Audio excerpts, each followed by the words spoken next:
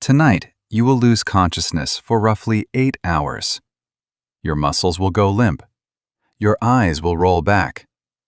Your brain will flood with chemicals you cannot control. And you will have absolutely no idea any of it is happening.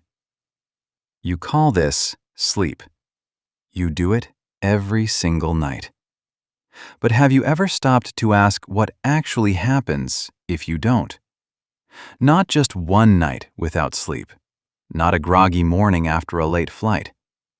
What if humans, as a species, simply stopped sleeping altogether?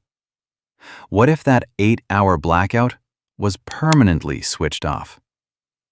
The answer is far stranger and far more disturbing than you might think. Start with the basics. Sleep is not rest. Your body rests when you sit on a couch. Sleep is something entirely different. During sleep, your brain runs a kind of biological maintenance system that cannot happen while you are awake. It flushes out waste. It consolidates memory. It rebuilds cellular damage. It recalibrates your emotional responses. It fine-tunes your immune system. Neuroscientist Matthew Walker, author of one of the most cited sleep studies of the last decade, describes sleep as the single most effective thing you can do to reset your brain and body. Not exercise, not diet, sleep. So what happens the first night you skip it? Not much, honestly. You feel tired. Your reaction times slow. Your concentration dips. You reach for coffee. This is familiar. This is a Tuesday after a bad night. But by the second night without sleep, something shifts. Your brain starts misfiring. Simple decisions feel enormous. Your emotions become unstable in ways you cannot explain. You snap at people for reasons that seem perfectly logical to you in the moment. Irritability, emotional dysregulation, impaired judgment. These are not personality flaws. These are the early signs of a brain that is not being maintained. By the third night, the hallucinations begin. Not metaphorical ones, real ones. Visual distortions, sounds that are not there, faces in the peripheral vision that vanish when you look directly at them. Your brain, desperate for the processing time it normally gets during sleep, begins to manufacture those experiences while you are still technically awake. It is inserting fragments of dreaming into your waking life because it has no other choice. This is not hypothetical. In 1964, a 17-year-old student named Randy Gardner stayed awake for 264 hours as part of a science fair experiment. By day 4, he could not add simple numbers. By day 6, he was experiencing full paranoid delusions. He believed he was a famous football player. He thought a road sign was a person staring at him. Researcher William Dement from Stanford University was present to document what happened. What he observed was not a teenager pulling a stunt. It was a nervous system in open revolt. Now scale that to all of humanity. Imagine the year is 2045. A technology has been developed that permanently suppresses the sleep drive.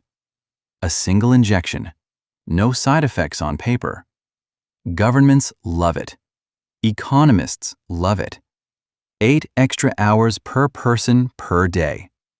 Productivity triples overnight. People can work, build, create, connect, without ever losing a single hour to unconsciousness. It sounds like a utopia. It would be the beginning of an extinction. Here is why. Sleep is not just about the brain. Your immune system does a significant portion of its repair work during sleep. Your body releases the majority of its daily human growth hormone during deep sleep. Your cardiovascular system uses those hours to drop your heart rate and blood pressure, giving your arteries a critical window of recovery. Researchers at the University of Chicago found that people who slept fewer than 6 hours per night showed dramatically reduced levels of T-cell activity. T-cells are your immune system's primary soldiers against infection. Without sleep, they stop deploying correctly. In this sleepless future, the first thing you would notice is not madness. It is illness. Infection rates would climb within months. The immune systems of an entire species, running continuously without their maintenance window, would begin to fail.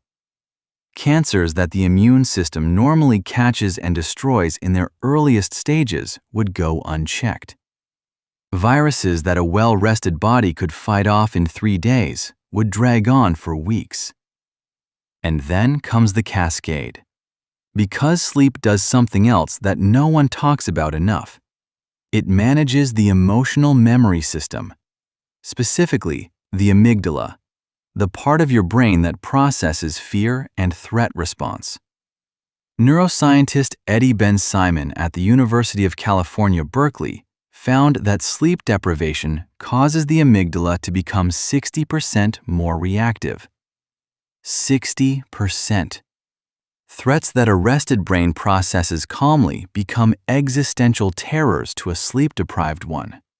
Small social conflicts become perceived attacks. Routine stress becomes overwhelming dread. Now apply that to a civilization. In a world where no one is sleeping, no one is emotionally regulating, no one's amygdala is being recalibrated. Every single human being is operating from a state of heightened threat response all the time. Diplomacy becomes impossible. Patience evaporates. Small disagreements escalate.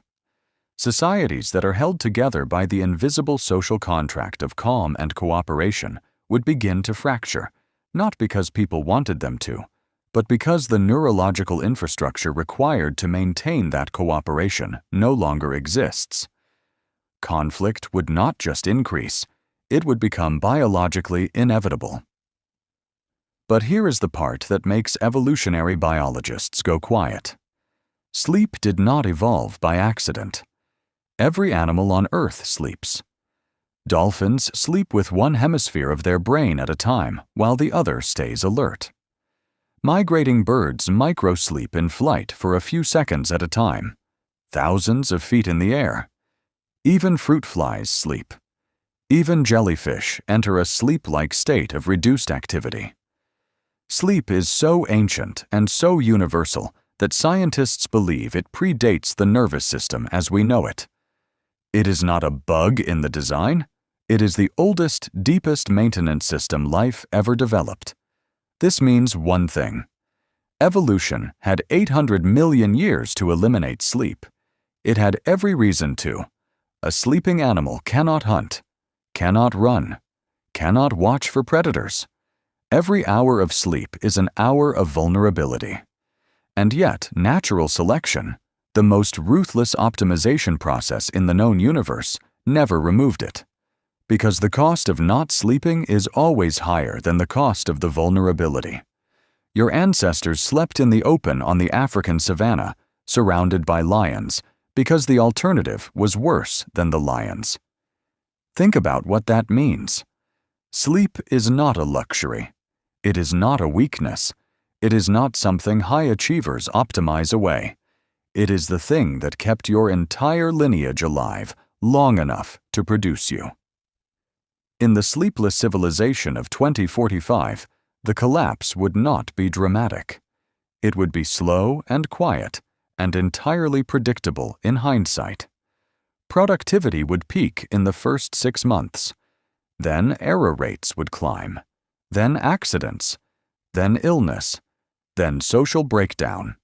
Then something harder to name, a kind of collective emotional blindness, where human beings could no longer read each other's faces correctly, could no longer empathize, could no longer maintain the 1,000 invisible acts of patience that hold a community together. Matthew Walker once wrote that sleep is the tide that rises every night to wash the shore of the mind clean.